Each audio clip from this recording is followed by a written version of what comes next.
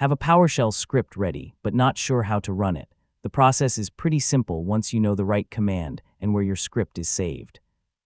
In this guide, I'll show you how to run a PS1 file, handle common execution policy issues, and verify that your script actually worked. First, find the PowerShell script you want to run. A PowerShell script normally uses the PS1 file extension. For this example, let's say the file is called My First Script, PS1, and it's saved inside your Documents folder. Now open PowerShell from Windows Search. You don't usually need administrator access just to run a basic script. Once PowerShell opens, check your current folder with Get Location. If you're not in the Scripts folder, use CD or Set Location to navigate there. Before running anything, confirm the script is actually in the current folder.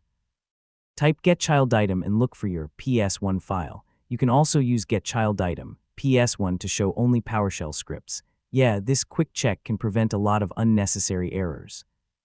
To run the script from the current folder, type a dot, followed by a backslash and then the file name. For example, /my first script, PS1.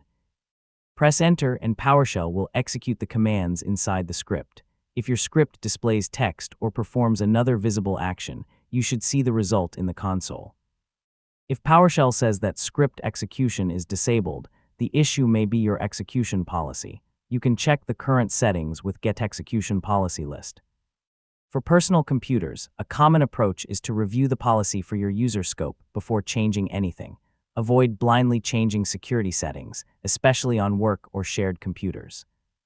You can also run a script by providing its full path. For example, use the complete path to the PS1 file instead of changing directories first. If the path contains spaces, wrap it in quotation marks. This can be useful when your script is stored somewhere else, and that's how to run a PowerShell script. Find the PS1 file, open PowerShell, navigate to its location, confirm the file exists, and run it with the / format. So if you run into an execution policy error, check the policy first instead of changing settings blindly.